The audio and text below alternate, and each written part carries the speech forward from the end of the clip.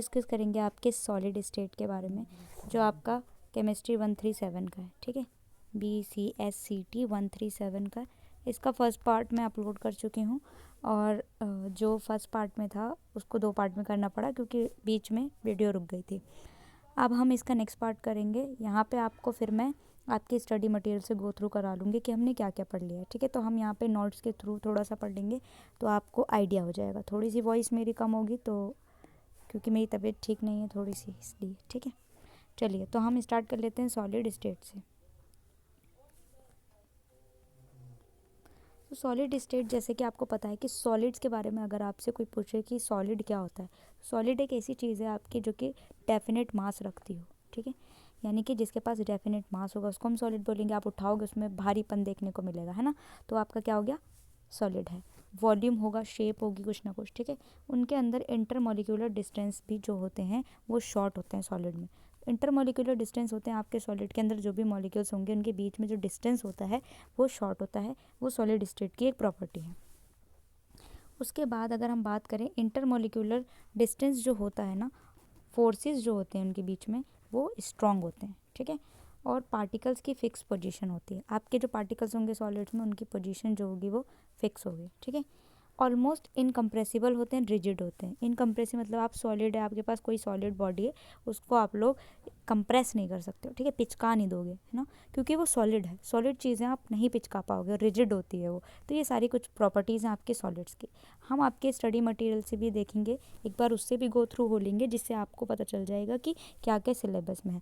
थोड़ा सा मेरी वॉइस अगर कम आ रही हो तो आप लोग बड्स का यूज़ कर लीजिए या फिर अपना ईयरफोन लगा लीजिए, ठीक है। तो हम यहाँ पे अब देखेंगे कि आपके 2 टाइप के सॉलिड होते हैं, एक होता है क्रिस्टलाइन सॉलिड और दूसरा होता है आपका एमॉर्फस सॉलिड, ठीक है। क्रिस्टलाइन सॉलिड में जो होता है आपकी शेप जो होगी उन सॉलिड की वो रेगुलर होगी, और जो आपकी अमॉर्फस में होगी वो इर्रेगुलर होगी, ठीक है। एमॉर्फस में कैसी होती है, इर्रेगुलर होती है। इनकी शार्प मेल्टिंग पॉइंट होती है। जो आपके क्रिस्टलाइन सॉलिड होते हैं उनकी शार्प मेल्टिंग पॉइंट होती है, और इनकी मेल्टिंग पॉइंट जो होती है रेंज में होती है। ये एनाइसोट्रॉपिक होते हैं नेचर में, ये आइसोट्रॉपिक होते हैं नेचर में, ठीक है। आपको ये पॉइंट्स लिखने हैं, आइसोट्रॉपिक और एनाइसोट्रॉपिक होते हैं नेचर में। लॉन्ग रेंज वाटर होता है, इनका शॉर्ट रेंज होता है। ये ट्रू सॉलिड है, बिल्कुल सच्चे वाले सॉलिड है, आप देखोगे सॉलिड है, पिचकाओगे नहीं पिचकेंगे। स्यूडो सॉलिड्स होते हैं या फिर सुपर कूल्ड लिक्विड की तरह होते हैं आपके एमॉर्फस, बिल्कुल जो दिखता है वैसा नहीं है, तो ये स्यूडो सॉलिड्स होते हैं, ठीक है। ट्रू सच्चे वाले सॉलिड नहीं है।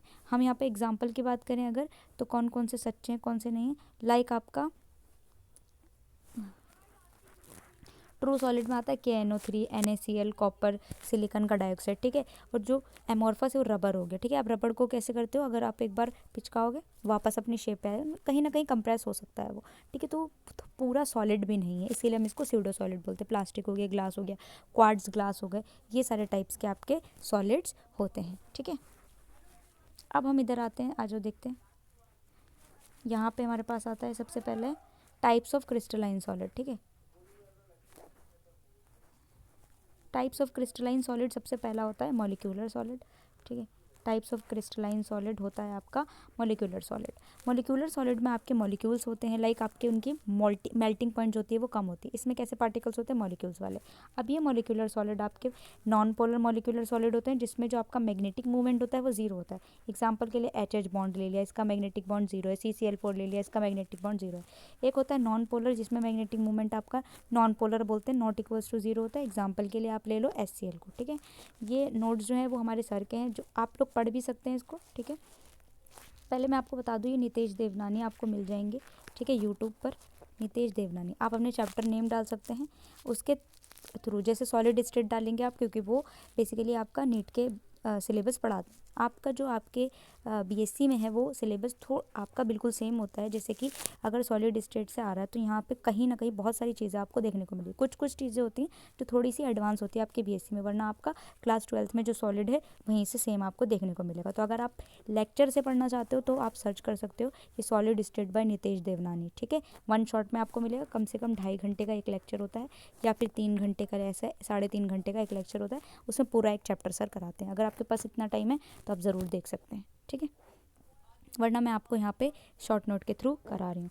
नेक्स्ट जो होता है C, अगर हम बात करें H बॉन्डिंग मॉलिक्यूलर सॉलिड्स होते हैं जिसमें H बॉन्ड्स बनते हैं। H बॉन्ड्स आपके किस किस के बीच में बनते हैं? जिनके पास फोन हो, फोन का मतलब जिनके पास फ्लोरीन हो, ऑक्सीजन हो, नाइट्रोजन हो, तो हाइड्रोजन उनके साथ बॉन्ड बनाते हैं तो हम उसको H बॉन्डिंग मॉलिक्यूलर सॉलिड बोलते हैं। अगर मैं यहाँ पे बात करूँ आपकी, ठीक है, किसकी बात करूँ? ऑर्डर ऑफ मेल्टिंग पॉइंट की, तो नॉन पोलर की सबसे कम होती है, H बॉन्डिंग की जो है मेल्टिंग पॉइंट सबसे ज़्यादा होती है। दूसरे की बात करते हैं हम आयनिक सॉलिड की, है ना। हमने सबसे पहले कौन सा सॉलिड देखा था?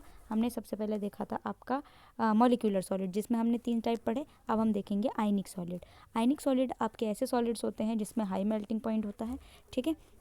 इसमें पार्टिकल्स होते हैं वो आपके आयंस होते हैं। आयंस तो आपको पता ही क्या होते हैं? केटायंस हो गए, एनायन होंगे, ये आपके क्या हो गए? पार्टिकल्स हो गए। इसमें फोर्स कौन सा लगता है? अब आयंस जो होंगे उसमें आपका इलेक्ट्रोस्टैटिक फोर्स लगता है। ये आपके स्ट्रॉन्ग आयनिक बॉन्ड होते हैं, लाइक NaCl में KNO3, ZNO, इन सब में आयनिक सॉलिड है। नोट देखेंगे, अगर हम टेम्परेचर बढ़ाते हैं तो कंडक्टिविटी इंक्रीज हो जाती है, ठीक है, तो नंबर ऑफ आयंस भी बढ़ जाते हैं। तीसरी चीज़ आपको देखने को मिलेगी मेटेलिक सॉलिड में, इनके पास सबसे ज़्यादा हाई मेल्टिंग पॉइंट होता है। इसमें जो पार्टिकल्स होंगे वो मेटल्स होंगे, कर्नल्स, आउटर इलेक्ट्रॉन वगैरह देखने को मिलेंगे। इसके अंदर आपके पास कुछ मेटल्स होते हैं, इसीलिए हम इसको मेटेलिक सॉलिड कहते हैं, ठीक है।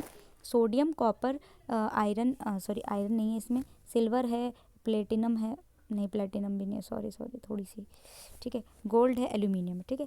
मेटेलिक सॉलिड होते हैं, अगर टेम्परेचर बढ़ाओगे कंडक्टेंस बढ़ जाता है, कंडक्टेंस बढ़ने की वजह से रेजिस्टेंस भी बढ़ जाता है। आपने अपनी क्लास 12th में पढ़ा होगा, अपने करंट इलेक्ट्रिसिटी में पढ़ा होगा कि कंडक्टिविटी बढ़ाने पर रेजिस्टेंस भी बढ़ जाता है, ठीक है।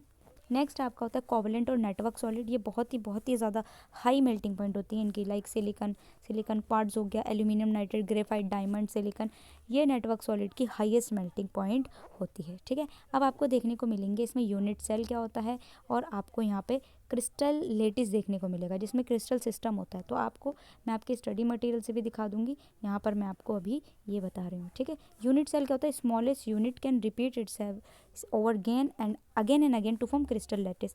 यानी जैसे आपका सेल है वो आपकी क्या है? बेसिक यूनिट ऑफ लाइफ है, उससे आपके टिश्यू बनते हैं। इसी तरीके से आपका जो क्रिस्टल लेटिस बनती है उसमें आपका एक यूनिट सेल होता है।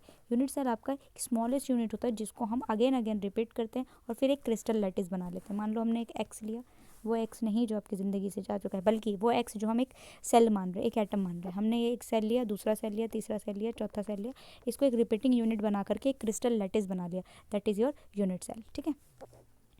ये आपके होते हैं प्रिमिटिव टाइप के, जो पुराने टाइप के थे उसमें आपका सिंपल एंड क्यूबिक आता है। नॉन प्रिमिटिव में आपका BCC और FCC आता है। इसमें हम देखेंगे आपका BCC और FCC भी क्या होता है, ठीक है। क्रिस्टल लेटिस का मतलब क्या है? क्रिस्टल लेटिस में आपके पास कुछ पैरामीटर्स देखने को मिलते हैं। ये आपको एंगल दिख रहा है, ठीक है। डिस्टेंस जो आपको दिख रहा है ना, ये A, B और C ये डिस्टेंस है। इनके बीच में जो एंगल बनता है उसको हम अल्फ़ा, बीटा एंड गामा कहते हैं। A के बीच में जो एंगल बन रहा है वो आपका अल्फ़ा है, B के बीच में जो बन रहा है आपका बीटा है, C में जो बन रहा है वो आपका गामा है। तो इस तरीके से आपके पैरामीटर्स देखने को मिलते हैं क्रिस्टल लेटिस के, ठीक है।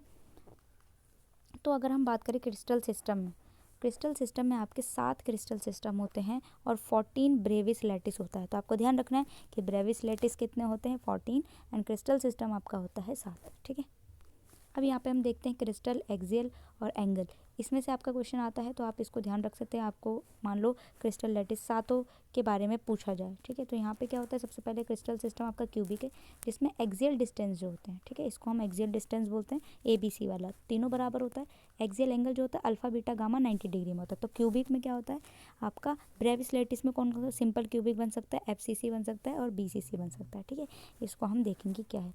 फिर आपका आकर रोम्बोहेड्रल, इसमें तीनों एंगल बराबर होते हैं लेकिन ये नॉट इक्वल्स टू 90 होता है। इसमें आपका सिंपल क्यूबिक आता है। टेट्रागोनल में AB बराबर है, लास्ट वाला नॉट इक्वल है, ठीक है। इसमें तीनों सेम है, SC और BCC बनता है। इसमें भी आप देख सकते हो सेम है ऐसे, और इसमें अल्फा बीटा 90 होता है, गामा 120 होता है, सिर्फ और सिर्फ सिंपल क्यूबिक बनता है। इसमें तीनों अनइक्वल हैं और ये तीनों बराबर है। इसमें SC, BCC, FCC बनता है।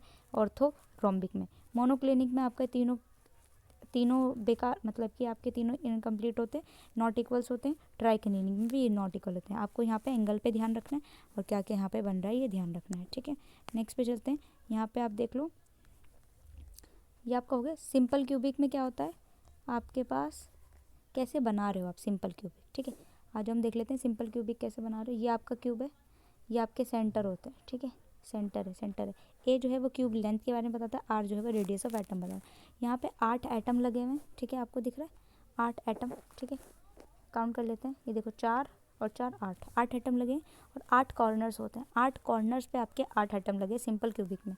यहाँ पे जो कॉर्नर्स की शेयरिंग में बताती हूँ वो 1/8 है, एक क्यूब है और 8 कॉर्नर है, ठीक है। इसमें जेड इफेक्टिव जो होता है आप कैसे कैलकुलेट करते हैं, 8 जो आपके एटम है इंटू जो आपका शेयरिंग ऑफ एटम है, तो हम इससे कर देंगे तो आपका जेड इफेक्टिव कितना आ जाएगा, 1 आ जाएगा, ठीक है, 1 आ जाएगा। कोऑर्डिनेट नंबर कितना होता है इनका, 6 होता है। और रिलेशन की अगर हम बात करें ए और आर में, ए और आर का मतलब क्या है आपका क्यूबिक लेंथ और रेडियस के बीच में वो होता है आपका 2x 2r is equals to ए, तो आपको ये भी ध्यान रखना है, इससे क्वेश्चन डायरेक्टली पूछा जाता है। अब हम बात कर लेते हैं बीसीसी। बीसीसी क्या है आपका बॉडी सेंटर्ड क्यूबिक सेल है। इसमें क्या है 8 कॉर्नर तो हैं, ठीक है, 8 कॉर्नर तो हैं, लेकिन एक एटम जो होता है बॉडी के सेंटर पे भी है, इसीलिए इसका नाम है बॉडी सेंटर क्यूबिक सेल, ठीक है। 8 तो हैं ही, प्लस में 1 एक और आ जाता है, तो शेयरिंग ऑफ कॉर्नर कितने हैं जो शेयर कर सकते हैं 1/8, ठीक है। और जो आपका शेयरिंग बॉडी सेंटर में कितना है 1 है, तो हम जेड इफेक्टिव कैसे निकालेंगे, 8 तो एटम है इंटू 1/8 जो है वो आपके शेयरिंग है इंटू 1 भी है, ठीक है, जो आपका शेयरिंग है, तो यहाँ पे आपका 2 आ जाता है। कोऑर्डिनेट नंबर 8 है। अगर हम बात करें यहाँ पे relation between A and R का, तो होता है 4r√3 है, ठीक है। अब आ जाते हैं हम एफसीसी पे। एफसीसी पे आपका जो है फेस सेंटर्ड होता है, तो 8 कॉर्नर पे तो लगेंगे सेम सेम, ठीक है, 8 कॉर्नर पे लगेंगे, 6 एटम आपके फेस सेंटर पे होगा, एक स्पेस पे एक स्पेस पे एक स्पेस पे, तो 6 और होगा, ठीक है। शेयरिंग कितनी हुई 1/8 की, शेयरिंग ऑफ फेस सेंटर 1/2 की, ठीक है। जेड इफेक्टिव कैसे निकालोगे आप, जेड इफेक्टिव 8 तो है ही, 1/8 उसकी शेयरिंग है, 6 आपके फेस सेंटर है और हाफ उसकी शेयरिंग है, तो आपका पूरा टोटल होकर 4 निकल के आ जाता है। कोऑर्डिनेट नंबर यहाँ पे आपका 12 होता है। अगर ए और आर के बीच में रिलेशन बताएं तो 4r is equals to √2a होता है, ठीक है। ये आपका फेस सेंटर्ड हो गया, ठीक है। उसके बाद हम चलते हैं पैकिंग फ्रैक्शन पे। पैकिंग एफिशिएंसी या फिर पैकिंग फ्रैक्शन कैसा आता है बॉडी सेंटर में, हाँ पैकिंग एफिशिएंसी निकालेंगे अब, है ना। पैकिंग एफिशिएंसी जो होती है 2D में एरिया देखते हैं, 3D में आप वॉल्यूम देखते हो, ठीक है। तो यहाँ पे कैसे निकालोगे, अगर परसेंटेज आपको निकालनी है तो जेड इफेक्टिव जो होगा कोई भी एटम इंटू ए एटम इंटू 100, ठीक है, डिवाइड बाय यूनिट सेल। और अगर आप वॉल्यूम में निकाल लो 3D है तो Z effective into volume of atom और वॉल्यूम ऑफ यूनिट सेल, ठीक है। और यहाँ पे जो वॉल्यूम होता है यूनिट सेल का वो A³ होता है। अगर मैं आपको बताऊँ कि पैकिंग एफिशिएंसी आपकी 52% होती है सिंपल क्यूबिंग, बीसीसी में 68, एफसीसी में सबसे ज़्यादा। वॉइड जो है, वॉइड का मतलब होता है मान लो आपकी पैकिंग एफिशिएंसी इस तरीके से आपने बनाया, ये आपके लड्डू आपने लगा दिए, इनके बीच में जो खाली जगह होती है उसको हम वॉइड बोलते हैं, एम्प्टी स्पेस। तो जो पैकिंग एफिशिएंसी होती है 52% है, बाकी बची हुई एम्प्टी जगह, तो उसको हम वॉइड बोलेंगे, ठीक है। इसी तरीके से बीसीसी में बाकी जो बची हुई इसमें भी ऐसे ही, ठीक है। अब हम देखेंगे यहाँ पे आपका डेंसिटी, तो आवाज़ देख लेना आप लोग मेरी ठीक आ रही है या नहीं, है ना, थोड़ी सी आज स्लो होगी। डेंसिटी की अगर मैं बात करूँ तो डेंसिटी का फॉर्मूला होता है molar mass into Z effective upon Avogadro number into A³, ठीक है। एससी क्या है आपका, जेड इफेक्टिव कितना होता है 1, बीसीसी के लिए जेड इफेक्टिव 2, एफसीसी के लिए 4, ठीक है। वॉइड कैसे निकालते हो, vacant space percentage of void 100 minus packing efficiency कर दोगे, आपको वॉइड्स देखने को मिल जाएगा, ठीक है। आ जाओ, अब यहाँ पे हम बॉडी सेंटर देख लेते हैं, टोटल 4 होता है टेट्राहेड्रल वॉइड, और यहाँ पे देख लेते हैं 1 मिनट। सबसे पहले वॉइड की बात करते हैं, ठीक है। वॉइड क्या होता है, एम्प्टी स्पेस। ऑक्टाहेड्रल वॉइड क्या होता है, जिसको हम OH भी बोलते हैं, location body centre edge centre, ठीक है, एज सेंटर। ऑक्टाहेड्रल वॉइड का आप कैसे निकालेंगे, क्या आपका बॉडी सेंटर वाला आपको पता है कि उसमें एज सेंटर जो है कोने में और आपका बॉडी सेंटर होता है, ठीक है। ये ऑक्टाहेड्रल वॉइड आप कैसे निकालते हो, इसका फॉर्मूला 12 इंटू 1/4 होता है इज इक्वल्स टू 3 आपके ऑक्टाहेड्रल वॉइड होते हैं कहाँ पे, बॉडी सेंटर पे, ठीक है। इसी तरीके से आपका बॉडी सेंटर में अगर हम बॉडी सेंटर पे देखें तो 4 होते हैं आपके वॉइड, ठीक है, टोटल ऑक्टाहेड्रल वॉइड। अब यहाँ पे टोटल ऑक्टाहेड्रल वॉइड हमें बॉडी डायगोनल पे देखना है, तो आपके 2 होते हैं टेट्राहेड्रल, 4 बॉडी डायगोनल आपके 8 होते हैं, ठीक है। यहाँ पे वैलिड ओनली फॉर एफसीसी के लिए है, एटम जेड OHV जेड, और जो आपका टेट्राहेड्रल वॉइड है वो 2Z हो जाता है, ठीक है। अब हम यहाँ पे पैकिंग की बात करेंगे, ठीक है। एक होता है क्लोज पैकिंग, पैकिंग कर रहे हो आप, ठीक है, उसको हम बोलते हैं क्लोज पैकिंग। सबसे पहले स्क्वायर क्लोज पैकिंग, यानी आप बनाते हो SCP, that is your square close packing. यहाँ पे A लेयर होती है, यानी एक लेयर और दूसरी लेयर, तो हम इसको A। यूनिट सेल क्या होता है, सिंपल क्यूबिक, जेड इफेक्टिव 1 है क्योंकि सिंपल क्यूबिक। पैकिंग एफिशिएंसी आपको पता है, कोऑर्डिनेशन नंबर 6 होगा और A भी आपका 2R होगा, ठीक है, सिंपल क्यूबिक, जैसे कि आप पीछे पढ़ के आए। यहाँ पे आपका क्यूबिक क्लोज पैकिंग, ठीक है, CCP। यहाँ पे कैसा होता है आपका ABC, ABC, ए, फिर बी, उसके नीचे सी, ठीक है। इस तरीके से लेयर बनती है। ABC टाइप बनता है आपका CCP में। यूनिट सेल आपका FCC है, तो उसकी वजह से Z इफेक्टिव 4 होता है, कोऑर्डिनेशन नंबर 12 होता है, और ये होता है पैकिंग केमिस्ट्री 74% होती है, ठीक है। हेक्सागोनल की अगर हम बात करें तो इसमें किस टाइप का होता है, AB लेयर टाइप, ठीक है। इसमें Z इफेक्टिव आपका, इसमें आपका Z इफेक्टिव 3 इंटू आपका 6 होता है बेसिकली, ठीक है।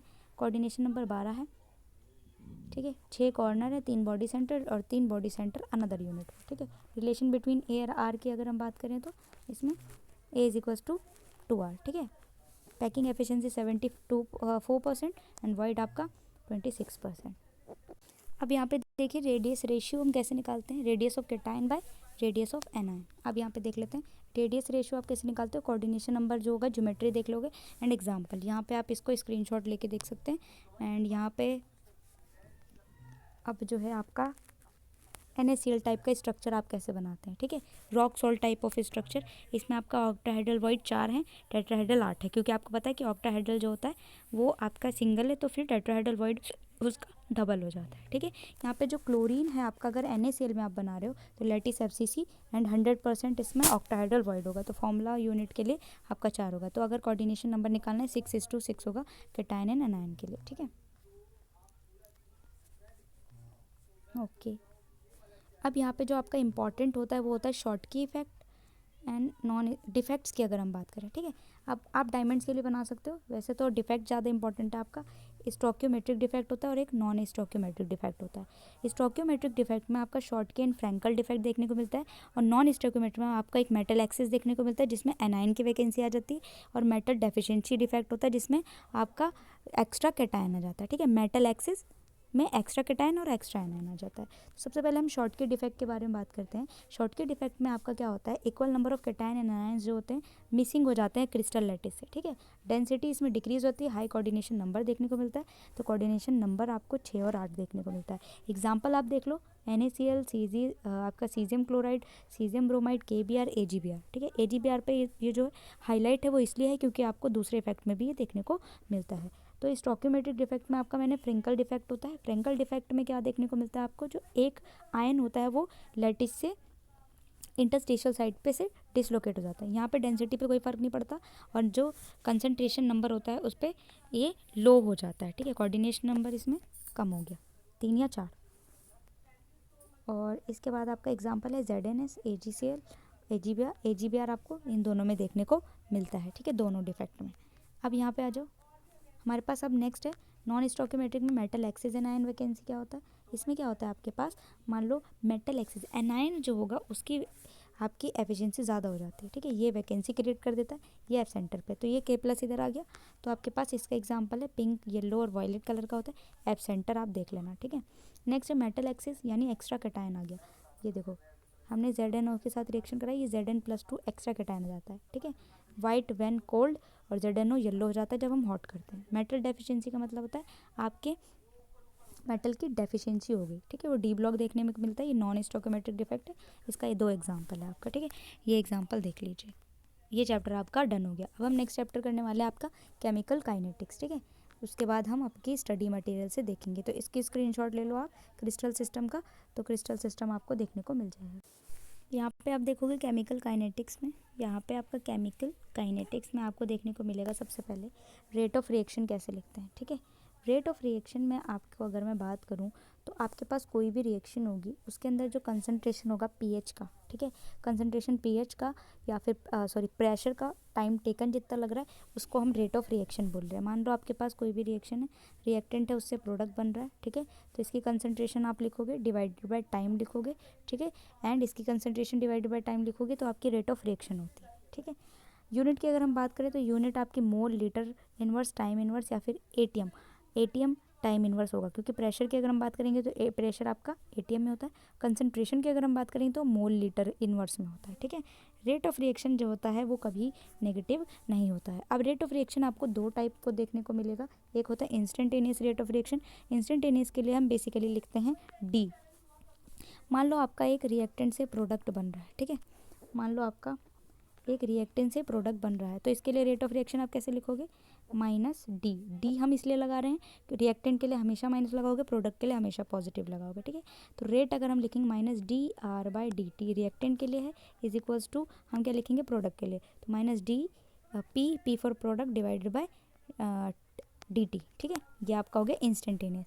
मान लो अगर मुझे एवरेज रेट लिखना है, ठीक है, एक होता है एवरेज रेट, इसमें आप रेट लिखोगे रिएक्टेंट के लिए क्या लिखोगे minus delta C by delta T, ये कंसंट्रेशन के लिए, ठीक है, और delta C by delta T for product तो पॉजिटिव होगा, ठीक है। तो डेल्टा जो लग रहा है वो एवरेज के लिए लग रहा है, स्मॉल डी जो लग रहा है वो इंस्टेंटेनियस के लिए लग रहा है, ठीक है। अब हमारे पास होता है रेट लो की। अगर हम बात करें रेट लो क्या होता है, ये आप देख लो। रेट लो जो होता है, मान लो आपके पास कोई भी रिएक्शन है, ठीक है, ये स्मॉल ए जो है वो कंसंट्रेशन दिखा रहा है, कैपिटल ए जो होता है आपका रिएक्टेंट है, उससे आपने प्रोडक्ट बनाया। तो रेट जो होता है वो जितना भी आपका है ए और बी उसके डायरेक्टली प्रोपोर्शनल होगा। तो अगर हम रेट लिख रहे हैं तो आपका ए की पावर एक्स, ठीक है, और बी की पावर वाई के बराबर होगा, ये रेट होता है। आर जो होता है के जो है वो रेट कॉन्स्टेंट है और ये साइंटिफिक रिएक्शन रेट होता है, ठीक है। तो इसके लिए एक एग्जांपल देख लो। मान लो आप नाइट्रोजन से 3H2 बना रहे हो, ठीक है, तो कैसे लिखोगे आप, ये दोनों रिएक्टेंट है तो आप दोनों माइनस में लिखोगे रेट, ठीक है, minus d N two by d T, ये आप इंस्टेंटेनियस रेट लिख रहे हो, ठीक है, minus d H by 3 dt। 3 क्यों लगा रहे हो, 3 क्योंकि इसकी कंसनट्रेशन आपको 3 दी हुई है, वो 1/समथिंग आपको लिखना है, ठीक है। इसमें क्या होगा 1/2 हो जाएगा, चाहे आप D NH3 divided by d T, ठीक है, ये लिख सकते हो। ये पॉजिटिव है क्योंकि ये प्रोडक्ट में, तो आपका ये एग्जांपल दिया हुआ है, ठीक है। अब यहाँ पे आपको डिफरेंशियल रेट ऑफ रिएक्शन देखने को मिलेगा। यहाँ पे एक होता है आपका रेट ऑफ डिसअपेरेंस, ठीक है। यहाँ पे आप सिर्फ और सिर्फ क्या लिखते हो रिएक्टेंट के लिए। अगर हम रेट ऑफ डिसअपेरेंस की बात करें तो आप सिर्फ और सिर्फ किसके लिए लिखोगे, रिएक्टेंट के लिए। तो रिएक्टेंट के लिए आपका ये होगा। अगर रेट ऑफ सॉरी एक मिनट, हाँ, अगर आप रेट ऑफ अपीरियंस की बात करें यानी प्रोडक्ट की बात करें तो हम प्रोडक्ट के लिए लिखेंगे, ठीक है। तो आपको डिसअपेरेंस एंड अपीरियंस आपको देखने को मिलेगा, ठीक है। उसके बाद हम देखते हैं इंस्टेंटेनियस हो गया। हाँ, यहाँ पे आपको एलिमेंट्री रिएक्शन देखने को मिलेगी। एलिमेंट्री रिएक्शन आपकी ऐसी रिएक्शन होती है जो कि कंप्लीट होती है एक सिंगल स्टेप में। रेट लो जो होता है स्टोइकियोमेट्रिक कोएफिशिएंट के बराबर होता है इसमें। एलिमेंट्री रिएक्शन जो होता है मॉलिक्यूलरिटी के इक्वल होती है प्लस में उसके ऑर्डर के, ठीक है। अब यहाँ पे देखो जीरो ऑर्डर रिएक्शन के लिए नेवर भी एलिमेंट्री नहीं होगा। एलिमेंट्री रिएक्शन के लिए आपको ऑर्डर जो होता है वो पॉसिबल नहीं रखना है। मॉलिक्यूलरिटी क्या होता है, मैक्सिमम वैल्यू जो होती है ऑर्डर की वो 3 होती है, हम उसको मॉलिक्यूलरिटी रहते हैं। ये मॉलिक्यूलरिटी जो होती है वो आपकी इंटीजर में हो सकती है लेकिन जीरो और नेगेटिव नहीं होगी। कॉम्प्लेक्स रिएक्शन होती है बेसिकली, और मैकेनिज्म जो होता है वो सेपरेट इसमें होता है। अब यहाँ पे हम रेट लो हमने लिख लिया। अब यहाँ पे ऑर्डर की बात करेंगे, ठीक है। ये देखो, अगर मैं आपका रिएक्टेंट से प्रोडक्ट बना रही हूँ तो देखो रिएक्टेंट प्रोडक्ट बन गया। कंसंट्रेशन और टाइम के साथ ये आपके दो होते हैं, यहाँ पे जाके आपका फ्रीली चलता रहता है तो हम इसको इक्विलिब्रियम में ले आते हैं। अब आपके ऑर्डर जो होते हैं वो आपके बहुत सारे टाइप के होते हैं। एक होता है ज़ीरो ऑर्डर, ठीक है, आपको इसमें ध्यान रखना है। यूनिट ऑफ रेट रिएक्शन में, unit of rate reaction basically आपका होता है केज mole litre inverse 1 - n time inverse, ठीक है। और अगर मैं ATM में लिखूँ तो 1 - n टाइम इनवर्स। अगर जीरो ऑर्डर के लिए ले रही हूँ तो n जीरो होगा, तो n को जीरो अगर आप रख दोगे इसको तो हो जाएगा मोल बाय लीटर सेकेंड इनवर्स, ठीक है। और अगर आप फर्स्ट ऑर्डर के लिए लिख रहे हो तो n की वैल्यू आपकी 1 आ जाएगी और यहाँ पे आप सेकेंड इनवर्स लिखोगे, ठीक है। फर्स्ट ऑर्डर हो गया। सेकेंड ऑर्डर के लिए आपका क्या होगा, n की वैल्यू 2 हो जाएगी। तो आप इस तरीके से लिख सकते हैं, ठीक है। अब यहाँ पे ऑर्डर ऑफ रिएक्शन में देखिए, ऑर्डर ऑफ रिएक्शन में बात करें, एक्स जो होता है वो आपका ऑर्डर ऑफ रिएक्शन आपका विद रिस्पेक्ट टू ए हो जाएगा, वाई जो होगा ए। अगर हमें ओवरऑल ऑर्डर ऑफ रिएक्शन लिखनी है तो आपका एक्स प्लस वाई हो जाएगा। Order is an experimental quantity होता है। ऑर्डर जो होता है जीरो भी हो सकता है, पॉजिटिव नेगेटिव फ्रैक्शनल भी हो सकता है। अब यहाँ पे हम बात करेंगे कॉम्प्लेक्स रिएक्शंस की। Complex reaction basically overall reaction की अगर हम बात करें तो A+2B प्रोडक्ट कॉम्प्लेक्स होता है। स्टेप 1 में आप सबसे पहले A+2B से C बनाएंगे, फास्ट होगा। स्टेप 2 हमेशा जो होता है वो स्लो बनता है। मल्टी स्टेप में होती है complex reaction. Overall rate of reaction जो होता है वो स्लोएस्ट स्टेप से देखा जाता है, जिसको हम रेट डिटरमाइनिंग स्टेप कहते हैं। रिएक्शन इंटरमीडिएट बनता है, इस रेट में क्या बनता है आपका रिएक्टेंट का रिएक्शन इंटरमीडिएट बनता है, ठीक है। अब यहाँ पे देखना है आपको इंटीग्रेटेड लो। हम देखेंगे zero order reaction. Zero order reaction में आपका n = 0 होता है, ठीक है। यहाँ पे आपका इंटीग्रेटेड लो अगर हम देखेंगे, रेट लो आपको देखने को मिलता है, ठीक है। जिसका फॉर्मूला होता है AT = A0, AT = A0 plus में के टी माइनस के टी, ठीक है, माइनस के टी आपका integrated rate low for zero order reaction के लिए। आपको हर एक ऑर्डर ऑफ रिएक्शन के लिए याद रखना है, ठीक है।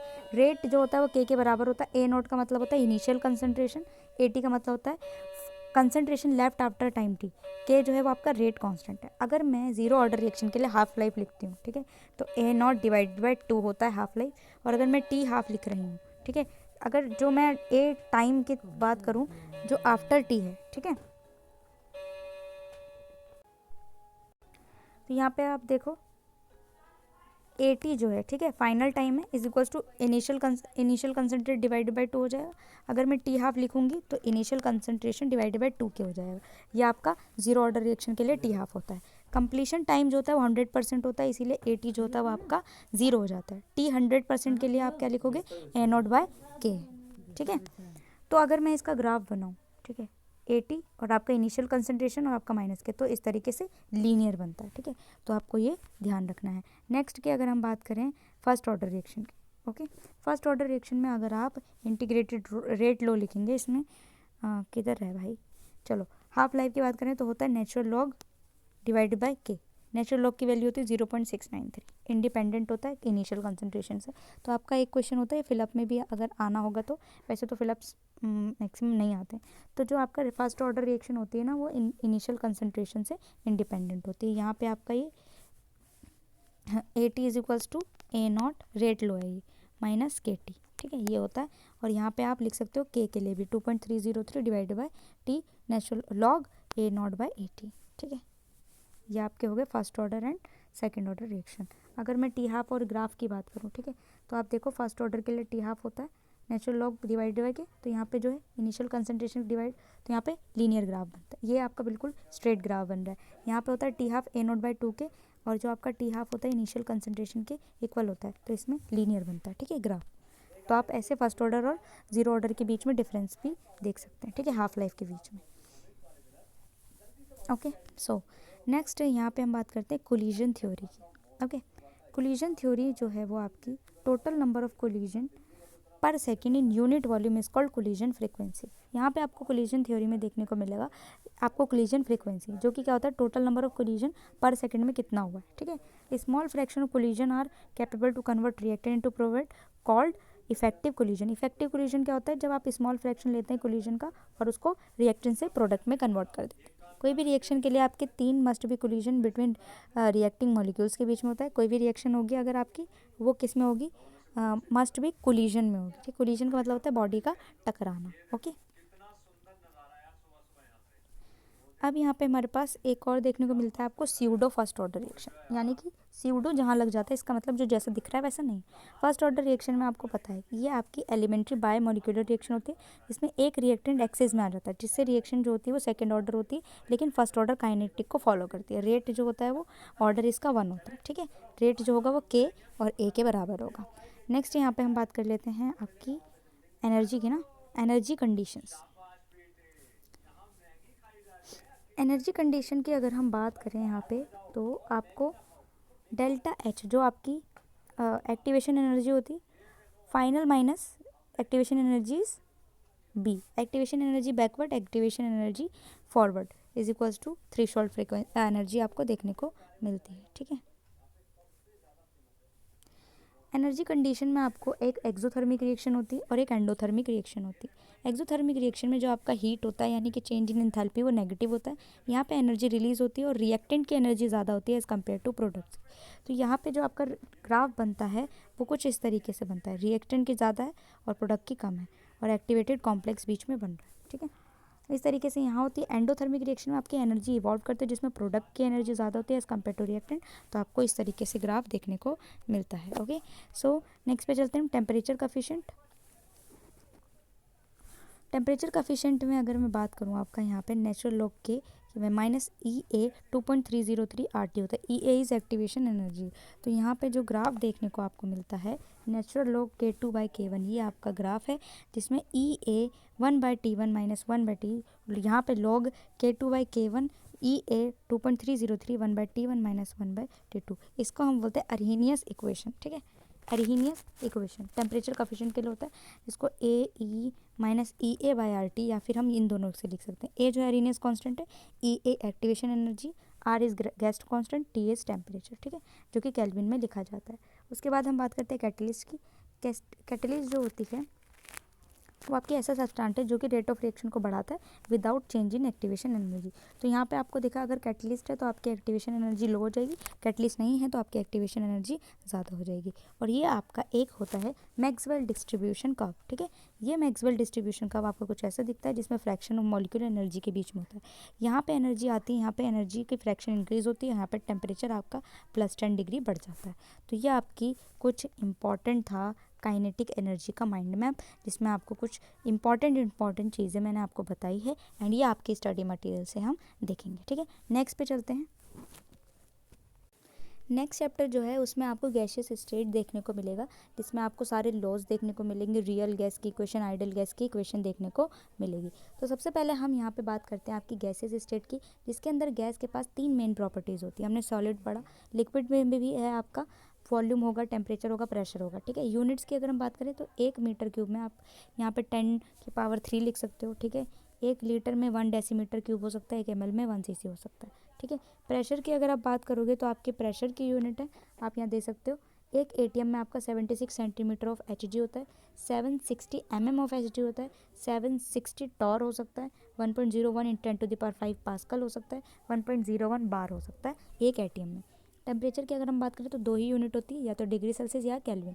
हमें ज़्यादातर केल्विन में करना होता है, तो आपका जो भी टेम्परेचर डिग्री सेल्सियस में दिया होगा उसमें 273 प्लस कर देंगे तो आपका केल्विन में आ जाएगा, ठीक है। नेक्स्ट पे चल रहे हैं। अब हमारे पास बहुत सारे लॉज हैं, ठीक है, जिसमें सबसे पहला आपका आता है बॉयल्स लॉ। बॉयल्स लॉ आपका क्या होता है? बॉयल्स लॉ में आपका टेम्परेचर कांस्टेंट होता है और जो प्रेशर होता है वो इन्वर्सली प्रोपोर्शनल टू वॉल्यूम होता है, ठीक है, इन्वर्सली प्रोपोर्शनल टू वॉल्यूम होता है।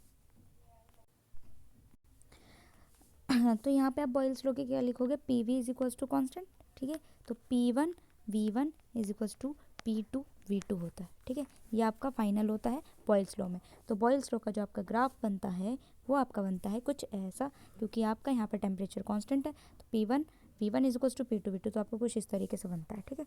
तो आप ये ग्राफ देख लीजिएगा, ठीक है। और एक ये वाला भी P is equals to 1/V, 2 graph बनते हैं आपके। नेक्स्ट होता है आपका चार्ल्स लॉ।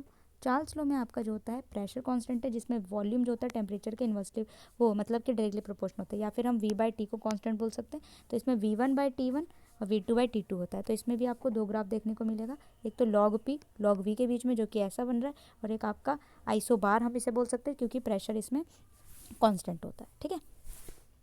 चलो नेक्स्ट है आपका एब्सोल्यूट जीरो पे आपका टेम्परेचर जो होता है वो 273 केल्विन होता है। गेल-लुसाक लो, जिसमें कांस्टेंट वॉल्यूम होता है, तो pressure directly proportional to temperature है, तो हम इसको P/T कांस्टेंट बोल सकते हैं। तो इसको हम बोलेंगे P1T1 is equals to P2T2, ठीक है। तो यहाँ पे P2T2 हो गया, और यहाँ पे V/1/T का ग्राफ दे रखा है, और यहाँ पे आपको -273 का ग्राफ दे रखा है, ठीक है। यहाँ पे आपको जो गेल-लुसाक लो में है ना, वो टेम्परेचर एंड प्रेशर में कुछ वेरिएशंस देखने को मिलती है, ठीक है। जैसे कि आपके पास ये है टेम्परेचर, ठीक है, P1 का सबसे ज़्यादा होगा, फिर P2, फिर P3 का, ठीक है, क्योंकि ये ज़्यादा डीप है, और टेम्परेचर भी सबसे ज़्यादा होगा। और ये आपका आइसोकोर हम इसे बोलते हैं, क्योंकि यहाँ पे वॉल्यूम कांस्टेंट है, ओके। नाउ नेक्स्ट जो लो है वो आपका है एवोगाद्रोज लो। एवोगाद्रोज लो क्या कहता है कि under similar condition of temperature and pressure में इक्वल वॉल्यूम जो होगी सारे गैस की वो इक्वल नंबर ऑफ मॉलिक्यूल्स के बराबर होगी। तो volume of gas is equals two moles. तो इक्वेशन जो होगी P1T1 P1V1 upon T1 P2T2 upon T2 ये होगा। आइडियल गैस इक्वेशन होती है आपकी PV is equals to nRT। इसमें P आपका प्रेशर है, V आपका वॉल्यूम है, N इज आपका मोल है, R इज आपका यूनिवर्सल गैस कांस्टेंट है, T आपका टेम्परेचर है। आपको आइडियल गैस इक्वेशन आती होगी। यहाँ पे जो R की वैल्यू होती है, अगर हम लीटर एटीएम पर मोल केल्विन में लेंगे तो आपका 0.0821 होगा, और अगर बार वाले में लेंगे तो 0.08, अगर आप जूल पर मोल केल्विन लेंगे तो आपका होगा 8.314, ठीक है। डेंसिटी की अगर हम बात करें, गैस की डेंसिटी का फॉर्मूला होता है आपका density is equal to PM/RT, ठीक है। Density is gram by litre भी हो सकता है। प्रेशर है आपका जो कि एटीएम में होगा, M जो है वो आपका मोलर मास है, और जो आपका R है वो 0.12 है, और जो आपका टेम्परेचर है वो केल्विन में होगा। नेक्स्ट है आपका Dalton's law of partial pressure, ठीक है। इससे भी क्वेश्चन देखने को आपको मिलता है। इसमें पी ए जो होगा पार्शियल प्रेशर ऑफ ए होगा, पी बी जो होगा partial pressure of B, P C is equals to partial pressure C. तो अगर मुझे पी टोटल लिखना है तो P A plus B P plus P C लिख लूँगी। एक्सप्रेशन की अगर मैं बात करूँ तो पी ए जो होगा वो यह आपका मोल फ्रैक्शन है into P total, P B के लिए लिखूँगी तो mole fraction of B into P total, P C के लिए लिखूँगी तो mole fraction of C into P total. अगर मुझे मोल फ्रैक्शन देखना है वो आपको 1 के बराबर होगा जितने भी मोल फ्रैक्शन होंगे, ठीक है। अब यहाँ पे हम देखेंगे किस किस के लिए Dalton's law of partial pressure valid था। Valid for only non reactive gases के लिए होता है, लाइक H2O2 वैलिड था, NH3 वगैरह के लिए वैलिड नहीं था, ठीक है। अब यहाँ पे ग्राम्स लॉ ऑफ डिफ्यूजन देखने को मिलेगा, जिसमें आपकी R जो होता है, जो लॉ ऑफ डिफ्यूजन इस पी अपॉन रूट में M2, R1 R2 की बात करूँ तो M2 अपॉन M1 या फिर D2 अपॉन D1 जो कि आपकी डेंसिटी है। डिटर्मिनेशन ऑफ डिफ्यूजन, ठीक है। वॉल्यूम के लिए वॉल्यूम आप इस तरीके से निकालोगे, डिस्टेंस आप इस तरीके से निकालोगे, रूट में M2/M1। मोल्स अगर आपको निकालना है तो मोल्स का आ जाएगा, ठीक है। डिस्टेंस के लिए D आ जाएगा, मोल के लिए N आ जाएगा, बाकी सारी सेम है, ठीक है। उसके बाद चलते हैं हम एवरेज काइनेटिक एनर्जी। आपका एक और चैप्टर दिया हुआ है इसमें, जो आपका होगा काइनेटिक थ्योरी ऑफ गैसेज है, जो आपको यहीं पे देखने को मिलेगा, ठीक है। तो काइनेटिक थ्योरी ऑफ गैसेज में आप गैस जो होता है basically large number of small tiny particles के बने होते हैं, जिसको हम मॉलिक्यूल्स बोलते हैं। तो गैस में कहीं ना कहीं बहुत सारे टाइनी पार्टिकल्स होते हैं, जिसको आप क्या बोलेंगे, मॉलिक्यूल्स, ठीक है। फोर्स ऑफ ग्रेविटी जो कि गैस में वो नेग्लिजिबल होती है, क्योंकि ग्रेविटी नहीं लग रही, इसका स्मॉल मास है इस वजह से, ठीक है।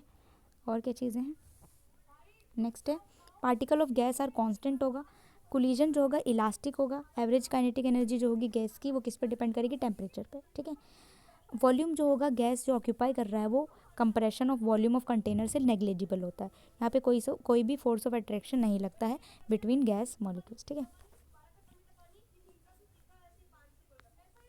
अब यहाँ पे आप देख सकते हो कि हमारे पास मॉलिक्यूलर स्पीड्स निकालने के बोलते हैं, ठीक है। जो आपका होते हैं मॉलिक्यूलर स्पीड्स, एवरेजेड और RMS, ठीक है, रूट मीन स्क्वायर, ठीक है, मोस्ट प्रोबेबल स्पीड, ठीक है, जिसका फॉर्मूला होता है आपका 2RT/m, और अगर उसमें प्रेशर और डिस्टेंस आ गया तो आपका 2P/d हो जाता है। Volume of average kinetic energy 8RT/m या फिर 8P/d। VRMS होता है, VRMS जो होता है रूट मीन स्क्वायर होता है, जिसका फॉर्मूला है √3RT/m, और इसमें हो जाता है आपका √3P/d। अगर मैं बात करूँ इन दोनों में सबसे ज़्यादा स्पीड किसकी ज़्यादा होती है, तो RMS स्पीड सबसे, फिर एवरेज, फिर आपकी मीन मोस्ट प्रोबेबल स्पीड, ठीक है। अब यहाँ पे हम देखेंगे आपका एवरेज काइनेटिक एनर्जी, जो कि सिर्फ और सिर्फ किस पर डिपेंड करती है, आपकी टेम्परेचर पे। अगर 1 मोल के लिए आपको लिखनी है kinetic energy, average kinetic energy, तो उसका फॉर्मूला होता है √3/2RT। अगर आपको n मोल्स के लिए लिखना है तो √3/2nRT हो जाएगा। एक मॉलिक्यूल के लिए लिखना है √3/kT। के जो है वो आपका बोल्ट्जमैन कांस्टेंट होता है, जिसकी वैल्यू आपकी 1.38 × 10⁻⁻23 होता है। ये एक टाइप का वन शॉट है, इसलिए अगर आपको ये लग रहा है कि मैं ऐसे ही पढ़ा देती हूँ, रीडिंग करा देती हूँ, तो यार अपनी तरफ से मैं बहुत मेहनत करती हूँ, बस आप लोगों को ये करना है। अभी मेरी बिल्कुल भी तबीयत ठीक नहीं है, मैं इसलिए करूँ ताकि आप लोगों का ये तो कम से कम कंप्लीट हो जाए, एक हाफ चीज़ें ना मिले मेरे चैनल पर, ठीक है। तो आप ज़्यादा से ज़्यादा सपोर्ट कीजिए, कहीं ना कहीं आपको पढ़ने को मिल रहा है, ठीक है। हमें तो ये भी नहीं मिला था पढ़ने के लिए, तो इसलिए मैंने काफ़ी सारी चीज़ें ऑब्जर्व की है, इसलिए मैं आप लोगों को ये प्रोवाइड करा रही हूँ। स्टडी मटेरियल भी मैं रीड आउट करा सकती थी, उसमें भी मैं इंपॉर्टेंट पढ़ा सकती थी आपको, लेकिन बस यही है कि मैं आपको शॉर्ट नोट्स के थ्रू पढ़ा रही हूँ, और मैं उसको भी आपको गो थ्रू करवा लूँगी, ठीक है। तो आप लोग प्लीज़ अप्रिशिएट कीजिए, ठीक है, विदाउट नेगेटिव कमेंट देने से क्या ही होता है, ठीक है। I hope you understand. तो कई सारे लोग हैं जो मुझे सपोर्ट करते हैं, तो काफ़ी अच्छा लगता है मुझे, ठीक है। यहाँ पे आपका मैक्सवेल बोल्ट्जमैन कांस्टेंट है, ठीक है। एरिया अंडर कर्व अगर मैं बात करूँ, ये आपका कर्व है जिसमें जो मोस्ट प्रोबेबल स्पीड है वो सबसे ज़्यादा है, ठीक है। फिर आपकी एवरेज और फिर RMS, ठीक है। लेकिन अगर स्पीड की बात करूँ तो सबसे ज़्यादा आपकी कौन सी है, आपकी RMS, ठीक है। टेम्परेचर की अगर हम बात करें तो टेम्परेचर में T2 ज़्यादा होगा, ये वाला ज़्यादा है। तो अगर मैं मोस्ट प्रोबेबल स्पीड की बात करूँ तो ये टेम्परेचर ज़्यादा होगा as compare to most probable speed in 1, ठीक है। अगर आप टेम्परेचर बढ़ा दोगे, ठीक है, अगर आप टेम्परेचर बढ़ा दोगे तो ये पूरा कर्व जो होगा राइट की तरफ शिफ्ट हो जाएगा, मोस्ट प्रोबेबल स्पीड बढ़ जाती है, मॉलिक्यूल्स जो होंगे मोस्ट प्रोबेबली स्पीड इनकी डिक्रीज हो जाएंगी, जो मॉलिक्यूल्स का फ्रैक्शन है वो डिक्रीज अंडर, और जो आपका एरिया अंडर द कर्व है वो सेम रहे, ठीक है। रियल गैस की अगर हम बात करें तो अब हमारे पास आइडियल गैस के लिए पढ़ रहे थे, अब हम रियल गैस के लिए पढ़ेंगे, ठीक है। चलो, real gases do not follow PV is equal to NRT at all temperature. तो रियल गैस अगर आपका PV is equal to NRT को फॉलो नहीं करती तो आपकी रियल गैस होती है। A gas behave is ideal only under 2 condition. और ये रियल गैस अगर आपकी आइडियल की तरह बिहेव करेगी तो आपका 2 कंडीशन होनी चाहिए, या तो आपका लो प्रेशर हो और दूसरी चीज़ हाई टेम्परेचर हो, तभी आइडियली बिहेव करेगी। आपके पास 2 प्रेशर करेक्शन और वॉल्यूम करेक्शन का फॉर्मूला होता है, जो कि वंडरवॉल इक्वेशन में आपको देखने को मिलती है। तो प्रेशर करेक्शन के लिए आपके पास ये फॉर्मूला है P+AN² / V²।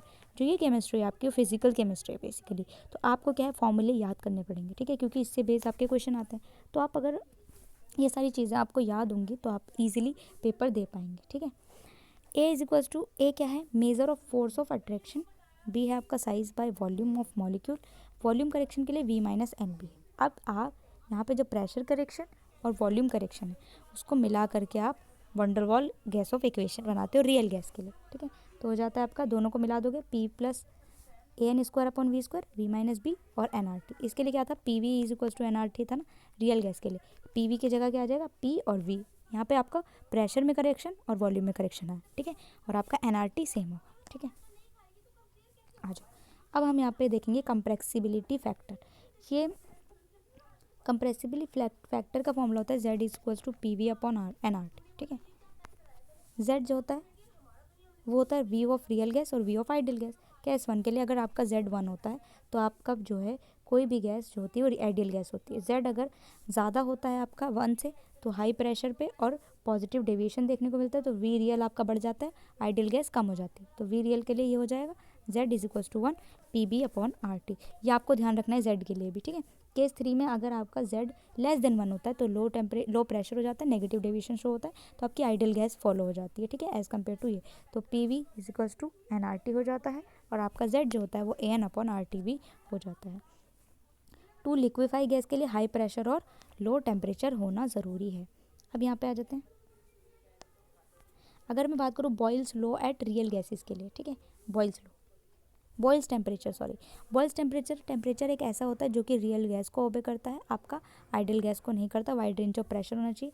TB जो होता है वो आपका होता है बॉयल्स टेम्परेचर A/BR होता है। क्रिटिकल टेम्परेचर आपको एक देखने को मिलता है जो आपका ऐसा टेम्परेचर होता है जिसमें गैस जो होती है लिक्विफाई ना हो पाई हाई प्रेशर अप्लाई करने पर, वो होता है आपका TC is equal to 8/20C7BR। Critical pressure होता है आपका मिनिमम प्रेशर जिसमें आपका गैस पे अप्लाई किया जाए और क्रिटिकल टेम्परेचर को लिक्विफाई कर दिया जाए, तो आपका PC is equal to A/27B², ठीक है। क्रिटिकल वॉल्यूम भी होती है एक चीज़ जिसमें आपका वॉल्यूम जो होता है 1 मोल ऑफ गैस पे कितना वॉल्यूम ऑक्यूपाई हो रहा है, VC इज इक्वल टू 3 भी होती है। छोटे छोटे हैं। इन्वर्जन टेम्परेचर भी होता है आपका ऐसा टेम्परेचर जिसमें कोई भी हीटिंग ना हो, कोई भी कूलिंग ना हो और एडियाबैटिक एक्सपेंशन लग रहा हो, तो उसमें 2A+/BR हो जाता है, ठीक है। यह आपका चैप्टर डन हो चुका है, ठीक है, जिसमें आपका रियल गैस, गैसियस स्टेट, उसमें लॉस कई सारे एंड आपका काइनेटिक थ्योरी ऑफ गैसेस आ चुका है, ठीक है। तो ये अब हम आपकी स्टडी मटेरियल पे जाएंगे और जो जो चीज़ें हमने नहीं पढ़ी है वो वहाँ से कवर करेंगे, ठीक है। तो मैं आपको स्टडी मटेरियल से एक बार गो थ्रू करा देती हूँ। तो ये आपकी स्टडी मटेरियल है, ठीक है। यहाँ पे आप लोग पढ़ेंगे states of matter and chemical kinetics, जो मैंने आपको पढ़ाया केमिकल काइनेटिक और स्टेट्स ऑफ मैटर, ठीक है। ब्लॉक 3 में स्टेट्स ऑफ मैटर है, ब्लॉक 4 में केमिकल काइनेटिक है। तो हम देखो यहाँ से स्टार्ट करते हैं। अगर स्टेट्स ऑफ मैटर में आपको मैंने पढ़ा दिया kinetic theory of gases, real gases, liquids and solid state जो मैंने आपको पढ़ाया ना वही है ये। तो हम एक बार इसमें देख लेते हैं क्या क्या चीज़ें थी। अब मैं यहाँ पे आपको बता देती हूँ क्या क्या हमने पढ़ा। सबसे पहले अगर मैं बात करूँ गैस लो की, तो मैंने आपको बॉयल्स लो पढ़ाया, चार्ल्स लो, गेलोजाग, एवोगाद्रो, सारी चीज़ें थी। आइडियल गैसेस की इक्वेशंस मैंने आपको बताई, PV is equal to NRT, ठीक है। Dalton law of partial pressure भी मैंने आपको बताया, ठीक है। और उसके बाद Dalton law of partial pressure के बाद मैंने आपको बताया है काइनेटिक थ्योरी ऑफ गैसेस, ठीक है, जिसमें मीन स्क्वायर आया था, रिजोल्यूशन मॉलिक्यूलर वेलोसिटीज़ आई थी, ठीक है। यहाँ पे आपका डेविएशन था एक्सप्रेशन ऑफ प्रेशर के लिए, और डेविएशन भी मैंने आपको आइडियल गैस इक्वेशन मैंने एवरेज काइनेटिक एनर्जी बताई, ठीक है। नंबर एंड डेंसिटी दिखाया, mean square, root mean square, ये सारे स्पीड हमने देखे, ठीक है। मॉलिक्यूलर स्पीड देखी, प्रिंसिपल ऑफ इक्विपार्टीशन एनर्जी, ठीक है। कोलिजन भी देखा मैंने और मीन फ्री पाथ, ठीक है।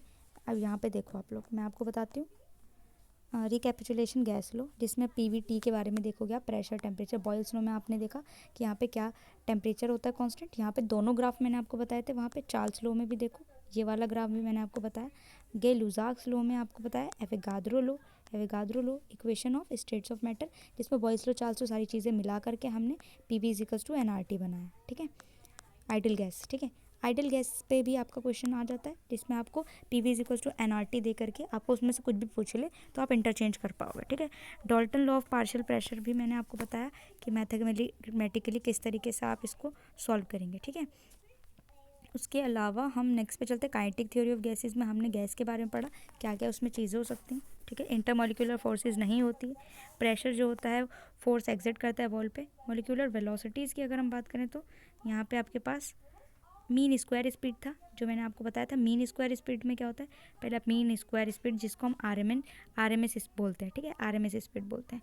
प्रेशर ऑफ अ गैस के लिए यहाँ पे हम देखते हैं आपका not ideal gas equation PV equals to nRT होता है, ठीक है।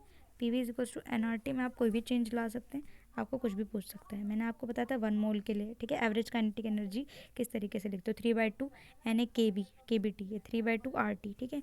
नंबर डेंसिटी के लिए बताया था मैंने आपको, डेंसिटी किस तरीके से कैलकुलेट करेंगे वो उस छोटे से नोट्स में आपके पास था। मीन स्क्वायर स्पीड मैंने बताया था, रूट मीन स्क्वायर बताया था, जिसमें √3 RT डिवाइडेड बाय mm था, ठीक है। मोलिकुलर स्पीड का देखो, मैंने आपको ये बताया था ग्राफ मोलिकुलर स्पीड के, ठीक है। ये तीनों स्पीड्स मैंने आपको बताई थी, ठीक है, 8RT, 2RT, 3RT, ठीक है। तीनों के बारे में मैंने आपको ये बताया था कि कौन सबसे ज़्यादा होगा मोलिकुलर स्पीड्स में, ठीक है। इक्विपार्टीशन की अगर हम बात करें, जिसमें डिग्री ऑफ फ्रीडम आपको देखने को मिलता है। वैसे तो एवरेज काइनेटिक एनर्जी होती है CP/CV की, हम यहाँ बात कर लेते हैं, एक मिनट, ओके ओके, यहाँ पे हम थोड़ी सी बात कर लेते हैं आपका, ठीक है, काइनेटिक एनर्जी में CP एंड CV, ठीक है। ये आपका डिग्री ऑफ फ्रीडम रह गया, प्रिंसिपल ऑफ, यहाँ पे। सो वी हैव CV के फॉर्मूले में आपको देखने को मिलता है, CV इज़ आपका एट कांस्टेंट टेम्परेचर पर होता है, molar heat capacity and constant temperature, sorry at constant volume, तो हम उसे बोलते हैं CV। और आपका molecular heat capacity at constant pressure, तो उसको बोलते हैं हम CP, ठीक है। डेल्टा U/T होता है और ये CV+R हो जाता है, ठीक है। तो यहाँ पे आपको देखने को मिलेगा मोनो एटॉमिक के लिए, डाई एटॉमिक, इसकी स्क्रीनशॉट ले लीजिए आप लोग और इसको पढ़ना आप, डिग्री ऑफ फ्रीडम। तो मोनो एटॉमिक अगर गैस होगी तो उसमें 3 ट्रांजिशनल डिग्री ऑफ फ्रीडम देखने को मिलेगा। इसका फॉर्मूला होगा 3/2 RT, ठीक है, 3/2 RT। CP एंड CV भी देखिए, CV इसमें क्या होगा, CP होगा 5/2 RT और CP/CV इज़ गामा होगा 1.66 और CV होगा आपका 3/2 R। डायटोमिक गैसेस के लिए 3 ट्रांजिशनल, 2 रोटेशनल, 1 वाइब्रेशन होता है, तो इसमें 5/2 RT होगा, U 5/2 CV होगा, 7/2 CP होगा और गामा 1.40 होगा, ठीक है। नॉन लीनियर अगर आपका होता है ट्राइटोमिक गैस, तो उसमें आपका 3R होगा, CP ये आपकी एनर्जी है जो कि 3/2 RT है, CP होगा 1.33 गामा होगा, ठीक है। इसका स्क्रीनशॉट लेके आप इसको पढ़ लेना, ओके। इंटरमोलिकुलर कोलिजन के बारे में मैंने आपको बता दिया, मीन फ्री पाथ फ्री, उसका फॉर्मूला आपका होता है लैम्डा से, ठीक है। टर्मिनल क्वेश्चन में भी आपका नंबर डेंसिटी कैलकुलेट करो, CP/CV क्या होता है डायटोमिक गैस के लिए, ठीक है। मोलर मास कैसे कैलकुलेट करोगे, ये सारी चीज़ होते हैं। यूनिट 9 में आपका रियल गैसेज है। रियल गैसेज में मैंने आपको बताया था वंडरवॉल इक्वेशन, जो कि आपका P+N² + B वाला है, ठीक है, वंडरवॉल इक्वेशन। उसके बाद चलते हैं नेक्स्ट पे, इक्वेशन रियल क्रिटिकल फिनोमेना में अगर हम बात करें तो यहाँ पे आपका क्रिटिकल पॉइंट, क्रिटिकल कंसंट्रेशन मैंने आपको सब बताया था, ठीक है, वंडरवॉल इक्वेशन का। तो आप वही पढ़ लेंगे तो आपका हो जाएगा। एक यहाँ पे आप लोग पढ़ लेना लिंड्स मेथड और क्लॉड्स मेथड, ठीक है, ये दोनों मेथड आपको पढ़ने हैं, प्लीज़ आप लोग खुद पढ़ लेना, है ना। विस्कोसिटी की अगर हम बात करें तो विस्कोसिटी में आपको हम नीटा से डिनोट करते हैं, वेलोसिटी ग्रेडियंट, ये आपका लिक्विड के लिए, लिक्विड उसमें था नहीं, है ना। विस्कोसिटी ऑफ गैसेस की विस्कोसिटी किस तरीके से की जाती है, coefficient of viscosity and mean free path के बीच में जो रिलेशन है, ठीक है। ये बस इतना आपको पढ़ना है यहाँ से। उसके बाद चलते हैं लिक्विड्स में। लिक्विड्स में आपका सरफेस टेंशन है, यहाँ पे पूरा एक चैप्टर है लिक्विड्स का, ठीक है। तो आप लोग वैसे फिजिक्स में पढ़ते हैं लिक्विड्स का, क्योंकि केमिस्ट्री में आपको नहीं देखने को मिलता है। सरफेस टेंशन होता है, वंडरवॉल फोर्सेस, हाइड्रोजन बॉन्डिंग, ये सारी चीज़ें यहाँ पे आपको देखने को मिलती हैं। सॉलिड एंड लिक्विड के और गैसेस के बीच में क्या कंपैरिजन है उसको देखना। वंडरवॉल फोर्स देखना, जिसमें डाइपोल फोर्स होती है। डाइपोल में आपका देखने को मिलता है interaction between molecules with permanent dipoles. Dipole induce में आपका इंटरेक्शन होता है polar and non polar. Dispersion force में लंडन फोर्स होता है, जिसमें नॉन पोलर मॉलिक्यूल्स के बीच में होता है। इसी को इसमें मैग्नीफाई और अच्छे से डिस्क्राइब करके दिया हुआ है, ठीक है, तीनों फोर। हाइड्रोजन बॉन्डिंग में आपको FON में देखने को मिलता है, जिसमें आप फ्लोरीन के साथ ऑक्सीजन नाइट्रोजन के साथ करते हो, उसमें आपका 2 टाइप की होती है हाइड्रोजन बॉन्डिंग, इंटरमोलिक्यूलर, इंट्रामोलिक्यूलर, ठीक है। टोटल अट्रैक्टिव फोर्स में होता है। मॉलिक्यूलर इंटरेक्शन और फिजिकल प्रॉपर्टीज़, आप यहाँ पे मॉलिक्यूलर प्रॉपर्टीज़ देख लें, ठीक है। कुछ स्ट्रक्चर ऑफ लिक्विड्स में आपका वॉल्यूम चेंज होता है, वेपराइजेशन में, fusion and vaporization, molar enthalpy के क्या फर्क होता है, एक्सरे डिफ्रैक्शन भी देखने को मिलता है आपको वॉल्यूम में। सरफेस टेंशन क्या होता है, आपके 3 कैरेक्टरिस्टिक्स होते हैं लिक्विड्स के, आपको ये ध्यान रखना है। एक होता है सरफेस टेंशन, दूसरा होता है कैपिलरी, तीसरा होता है आपका विस्कोसिटी, ठीक है। यानी कि जो आपका सरफेस टेंशन है, presence of surface in a liquid give rise in phenomena surface tension देता है। यानी सरफेस पर जो लिक्विड देखने को मिलता है आपका वो सरफेस टेंशन है। सरफेस टेंशन का फॉर्मूला भी आपको यहाँ पे देखने को मिलेगा। यहाँ पे कुछ सरफेस टेंशन कैसे आप देखते हो, ठीक है। उसके बाद सरफेस टेंशन कैसे डिटरमाइन करते हो, आपके पास मेथड है कैपिलरी राइज मेथड, जिसमें आपको नीचे से पानी खींचने को होता है, उसको हम कैपिलरी राइज बोलते हैं। Torsion balance method, maximum bubble pressure method, stalagmometer method, ठीक है। ये आप देख लेना फॉर्मेशन, इसमें आपको फॉर्मूला पढ़ना पड़ेगा इसका, ठीक है। सिंगल ड्रॉप और सेकंड लिक्विड ड्रॉप में, ठीक है। ड्रॉप वाला विस्कोसिटी जो होती है लिक्विड की, विस्कोसिटी क्या होती है बेसिकली आपकी एक ऐसी प्रॉपर्टी हो जाती है कि इंटरमोलिक्यूलर फोर्स पे देखने को मिलती है। यहाँ पे आप रेजिस्टेंस ऑफ फ्लो के रेजिस्टेंस को नापते हो, उसको हम विस्कोसिटी बोलते हैं, ठीक है। कोफिशिएंट ऑफ विस्कोसिटी को हम नीटा से डिनोट करते हैं। जो आपको एन टाइप का दिख रहा है वो नीटा है, फोर्स ऑफ अट्रैक्शन होती है आपकी, ठीक है। लिक्विड वाला नहीं था इसीलिए मैं आपको यहाँ से बता रही हूँ, इसकी यूनिट देखना है आपको, और कोफिशिएंट ऑफ विस्कोसिटी किस तरीके से डिटरमाइन करते हैं आपके मेथड्स, ठीक है। यहाँ पे आप देख लो टाइप ऑफ इंट्रैक्शन होता है, ठीक है। Coefficient of viscosity. उसके बाद नेक्स्ट पे चलते हैं सॉलिड पे। सॉलिड पे मैंने आपको एमोर्फस लिक्विड्स बताया, ठीक है। मैं यहीं पे बता देती हूँ आपको। एमोर्फस एंड क्रिस्टल के बारे में बताया, सिमेट्री एलिमेंट बताए, 7 साइड लैटिस बताए, बेसिस यूनिट सेल बताए, ब्रेविस लैटिस भी मैंने आपको बताया, 7 होते हैं, 14 ब्रेविस लैटिस, क्यूबिक सिस्टम बताया, law of rotational, crystal planes and Miller indices को आप लोग देख लेना। एमोर्फस वगैरह मैंने आपको बताया है। यहाँ पे आपके सारे ऑर्थो मोनोहाइड्रिक, ठीक है। मॉलिक्यूलर सॉलिड्स भी मैंने आपको बताया, पोलर नॉन पोलर भी बताए थे, ठीक है। सारे मैंने बताए हैं आपको शॉर्ट नोट से, उसको पढ़ सकते हो यार। सिमेट्री एलिमेंट्स में भी आप देख लेना, यहाँ पे वो टेबल भी है, इसमें भी ये वो टेबल है जो मैंने आपको स्क्रीनशॉट लेने के लिए बोली थी, ठीक है।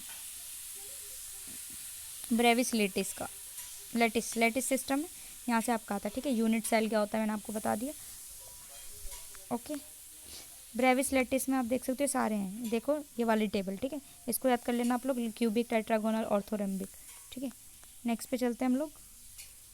नेक्स्ट है आपका क्रिस्टलाइन और एमोर्फस सॉलिड में आपको पढ़ना ही पढ़ना है कंपैरिजन, ठीक है, ओके। आता है पेपर में, ओके।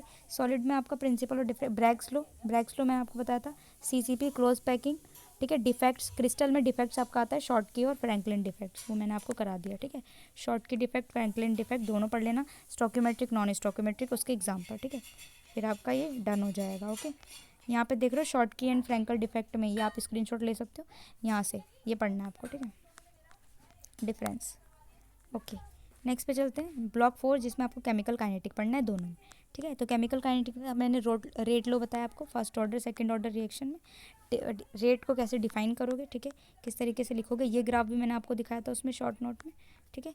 एवरेज काइनेटिक एनर्जी और इंस्टेंटेनियस कैसे लिखोगे, इंस्टेंटेनियस रेट के लिए आप डी यूज़ करते हैं, प्रोडक्ट अपॉन रिएक्टेंट, प्रोडक्ट में आपको पॉजिटिव लगाना होता है, रिएक्टेंट में अगर रेट लिख रहे हो तो आपको नेगेटिव लगाना होता है, ठीक है, okay. Initial rate, final state, ठीक है। उसके बाद यहाँ पे मेजर रेट रिएक्शन कैसे लिखते हो, ओके। नेक्स्ट पे रेट ऑफ रिएक्शन कौन कौन अफेक्ट करता है, तो फैक्टर्स जो हैं वो आपको देखने हैं, nature of reactant, concentration, temperature and use of catalyst, वो रेट ऑफ रिएक्शन को अफेक्ट करते हैं, ठीक है। ये सारी रिएक्शंस आपको पढ़नी है। एंड उसके बाद जो मैंने आपको हाफ लाइफ वगैरह बताए थे ना, और रेट लो, वो सारे zero order reaction, first order reaction के बीच में difference, half life, temperature and units, सारी चीज़ें, ठीक है।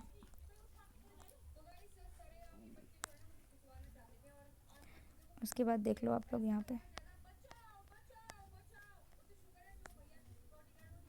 ठीक है। नेक्स्ट में आपका देखो determination order of reaction, collision theory मैंने आपको बताई, एक्टिवेटेड कॉम्प्लेक्स थ्योरी आपको पढ़ना है, और रेट ऑफ रिएक्शन की थ्योरी, ठीक है। ये आपका हो जाएगा कंप्लीट, ठीक है। तो ये चैप्टर्स आपके सारे यहाँ पर डन होते हैं। कुछ कुछ जो बचेगा आप क्वेश्चन और PYQs के थ्रू कर लेना, आपका हो जाएगा। PYQs मेरे से पॉसिबल होगा तो मैं अपलोड कर दूँगी। आज 4 तारीख है, कल 5 है, आपका 7 को एग्ज़ाम है, ठीक है। और आई थिंक आपका 7 को बॉटनी का है, बॉटनी के लिए मैं कर नहीं पाई, अगर मेरे से हो सका तो मैं कल ही कर पाऊँगी, फिर आप लोग बोलेंगे कि एक दिन पहले कर रही है। 1 शॉट के लिए मैंने पार्ट 1 उसका अपने चैनल पे अपलोड किया हुआ है पहले से, तो आप उसे देख सकते हैं। उसके बाद पार्ट 2 अगर चाहते हैं तो मैं कल ही कर पाऊँगी, उसके अलावा नहीं कर सकती। एंड 8 आपका 9 तारीख को केमिस्ट्री 131 का है। उसके लिए बता देती हूँ कि आपको मैंने PYQs भी सॉल्व करवाए हैं और इंपॉर्टेंट क्वेश्चन भी दिए हैं। आपको मुझे सिर्फ वन शॉट देना था और मेरी तबीयत की वजह से मैं नहीं दे पाई हूँ। वन शॉट में पहले ही दे देती, बस अभी काफ़ी I am not feeling well, तो इसलिए मैं कुछ नहीं कर पा रही हूँ। थोड़ी सी मेरी आवाज़ में दिक्कत है, तो आप लोग पढ़ लेना, ठीक है। तो चलिए, ऑल द बेस्ट इस एग्ज़ाम के लिए। बाकी हम मिलते हैं नेक्स्ट वीडियो में। मेरे से हो पाए तो मैं ज़रूर करूँगी, ठीक है। एंड प्लीज़ नेगेटिव कमेंट ना ही करें तो ज़्यादा बेहतर है मेरे लिए। हम मिलते हैं नेक्स्ट वीडियो में। जब तक के लिए bye bye and take care.